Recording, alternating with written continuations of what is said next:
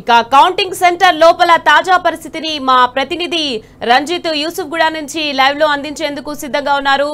రంజిత్, చెప్పండి, counting centre లోపల updates ఏంటి? అదే విధంగా ఎలాంటి అవాంఛనీయ సంఘటనలు జరగకుండా పోలీసులు ఎలాంటి జాగ్రత్తలు తీసుకుంటున్నారు? రంజిత్, జూబ్లీహిల్స్ ఉప ఎన్నికల ప్రక్రియ అనేది దాదాపు కూడా స్టార్ట్ అయింది. ఉదయం 6 గంటల నుంచి కూడా స్థానికంగా ఉన్నటువంటి పోలీసులు కావచ్చు, దాంతో పాటుగా ఎలక్షన్ సంబంధించిన అధికారులు కావచ్చు ముమ్మరమైన ఏర్పాట్లను చేస్తున్నారు. దాదాపు మనం చూసుకున్నట్లయితే యూసఫ్గూడలోని కోట్ల విజయభాస్కర్ స్టేడియంలో వచ్చేసి స్ట్రాంగ్ రూమ్లో భద్రత ఏర్పాట్లన్నిటి కూడా పూర్తయినాయి. మరికొద్ది సేపట్లో కూడా స్ట్రాంగ్లో ఉన్నటువంటి బ్యాలెట్ బాక్స్ వచ్చేసి కూడా బయటికి రావాల్సిందిగా ఉంది. దాంతోపాటు ముఖ్యంగా చూసుకున్నట్లయితే దీనికి సంబంధించిన ఏర్పాట్లు కావచ్చు, దాంతోపాటుగా ఏదైతే ఒకవైపు ఏజెంట్ల యొక్క ఎంట్రీ కావచ్చు, మరోవైపు క్యాండిడేట్కు సంబంధించిన ఎంట్రీ కావచ్చు, ఈ రెండింటికి కూడా ఏర్పాట్లు చేసేసి మొత్తం భద్రతా ఏర్పాట్లను కూడా ప్రక్రియని దాదాపు ఇక్కడ ఉన్న డీసీలు కావచ్చు, పోలీస్ అధికారులందరూ కూడా పరిశీలిస్తున్నట్టు కూడా కనబడుతుంది. ముఖ్యంగా చెప్పాలంటే ఈ జూబ్లీహిల్స్ ఉప ఎన్నికల్లో భాగంగా మొత్తానికి 59 మంది అభ్యర్థులు అనేది పోటీలో నిలబడ్డారు. దాంతో పాటుగా నోటాతో చూసుకున్నట్లయితే మొత్తానికి 59 అభ్యర్థుల భవితత్వం అనేది కూడా నేడు తెలనుంది. దీంట్లో ముఖ్యంగా ఈ ప్రక్రియ అనేది స్టార్ట్ అవుతుంది, కౌంటింగ్ ప్రక్రియ. దాంట్లో వచ్చేసి మొదటగా వచ్చేసి దీనికి సంబంధించిన దాంట్లో 10 రౌండ్లలో మొత్తం కూడా ఈ ప్రక్రియ స్టార్ట్ చేస్తారు. దాంట్లో మొత్తం 42 టేబుల్ కూడా ఏర్పాటు చేసినట్టుగా కూడా ఎలక్షన్ అధికారులు చెప్తున్నారు. పోస్టల్ బ్యాలెట్కు సంబంధించిన 105 ఓట్లు ఏదైతే ఉన్నాయో దానికి సంబంధించిన మొదటగా లెక్కించిన అనంతరం కూడా ఈ 10 రౌండ్ల ప్రక్రియ కనబడుతుంది. దాంతో పాటుగా మొత్తానికి దీంట్లో ఎలక్షన్ కమిషన్ సంబంధించిన దాంట్లో కూడా 186 మంది సిబ్బంది పాల్గొంటున్నారు. దీని చుట్టుపక్కల ప్రాంతంలో చూసుకున్నట్లయితే మొత్తానికి 144 సెక్షన్ అనేది కూడా ఇక్కడ అమలు చేసినట్టుగా కూడా ఉంది. ఎలక్షన్లో దీనికి సంబంధించిన ఓటర్లు వచ్చేసి 4,01,365 మంది ఓటర్లు అయితే దాంట్లో మొన్న నవంబర్ 11వ తారీఖున పాల్గొన్నది మాత్రం కేవలం 1,94,621 మంది మాత్రమే ఓటును అభ్యర్థించుకున్నారు. ముఖ్యంగా చూసుకున్నట్లయితే దీంట్లో 48.49% మాత్రమే ఓట్ల ప్రక్రియ అనేది కూడా జరిగింది.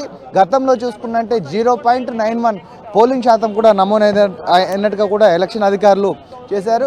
దీనికి ఇప్పటికే చూసుకున్నట్లయితే ఏదైతే ఎన్నికల్లో పోటీ ఏదైతే చేశారో వాళ్ళు ఏదైతే దానికి సంబంధించినటువంటి వ్యక్తులు కావచ్చు, వాళ్ళకి సంబంధించిన ఏజెంట్ల కావచ్చు, వాళ్ళందరికీ కూడా దాదాపు మనం విజువల్లో చూసుకున్నట్లయితే ఇప్పటికే కూడా లోపలికి రావడం అనేది స్టార్ట్ చేశారు.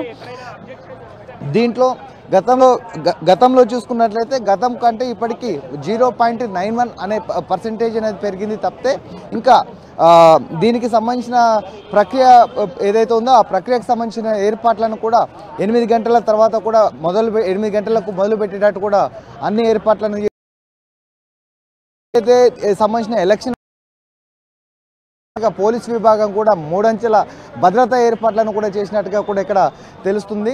కాకపోతే ఈ 58 మంది అభ్యర్థులలో వచ్చేసి ప్రధాన పార్టీలైనటువంటి బీఆర్ఎస్, కాంగ్రెస్, బీజేపీ, దీనితో పాటుగా మొత్తం 25 పార్టీలు వచ్చేసి అధికారికంగా గుర్తించిన పార్టీలు అయితే 29 మంది స్వతంత్ర అభ్యర్థులు కూడా పోటీ చేసినట్టుగా కూడా మనకు కనపడుతుంది. కేవలం గత 23 నెలల పాలన ఏదైతే ఉందో 23 నెలల పాలనలో ప్రభుత్వం చేసినటువంటి వైఫల్యాలు కావచ్చు, నిరుద్యోగులకు ఇచ్చిన అబద్ధపు హామీలు కావచ్చు, వాళ్ళందరూ కావచ్చు, వీళ్ళందరూ కూడా కేవలం ప్రభుత్వం పైన వ్యతిరేకతతోనే ఇక్కడ నామినేషన్ చేసినట్లుగా కూడా తెలుస్తుంది.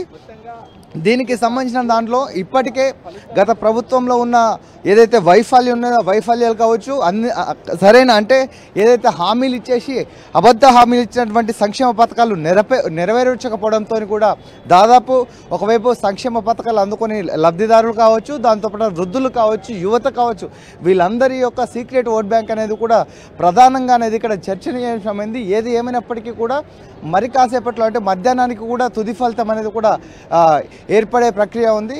ముందుగా చూసుకున్నట్లయితే దీనికి సంబంధించిన ఏర్పాట్లలో కూడా ఇప్పటికీ ఏజెంట్లకు సంబంధించిన వాళ్ళందరినీ కూడా ఆ లోపలికి ఎంట్రీ చేయడం, దాంతోపాటుగా ఒక ఎంట్రీ చూసుకున్నట్లయితే దీనికి సంబంధించిన ఎలక్షన్ ఆఫీసర్స్, దాంతోపాటుగా మెయిన్ క్యాండిడేట్ సంబంధించిన ద్వారాన్ని కూడా మరోవైపు ఏర్పాటు చేశారు. మొత్తానికి ఈ అన్నిట్లో ప్రధానంగా ఎలక్షన్ సంబంధించిన అధికారులు చేసిన ఏర్పాట్లలో మాత్రం ఇప్పటికే అంటే దానికి సంబంధించిన ఎలక్షన్ సంబంధించిన అధికారులు చేసిన ఏర్పాట్లలో ఈ కౌంటింగ్ ప్రక్రియకు సంబంధించిన వివరాలను కావచ్చు దాని అందరికీ కూడా 8 గంటలకు వచ్చేసి ఫలితాన్ని అందిస్తామని కూడా చెప్తున్నారు. దాంతో పాటుగా అంటే స్ట్రాంగ్ రూమ్ నుంచి 7 గంటల తర్వాత దానికి సంబంధించినటువంటి బ్యాలెట్ బాక్సులు అనేవి కూడా కేంద్రానికి ఎలో అవుతాయి. ఎలో అయిన తర్వాత కూడా ఫస్ట్ 105 ఏదైతే ఉందో పోస్టల్ బ్యాలెట్ సంబంధించిన ప్రక్రియ ప్రారంభం అయిపోయిన తర్వాత 8 గంటలకు షార్ప్ 8 గంటలకు కూడా ప్రక్రియ నమోదవుతుంది. ఎలక్షన్ సంబంధించిన మొత్తానికి 10 రౌండ్లలో మొత్తానికి 42 టేబుల్ల మీద కూడా మొత్తం ఎలక్షన్ యొక్క కౌంటింగ్ స్టార్ట్ అవుతుంది. మధ్యాహ్నానికి కూడా తుది ఫలితం కూడా వెలువడే అంశం ఉంది. Right, thank you Ranjith.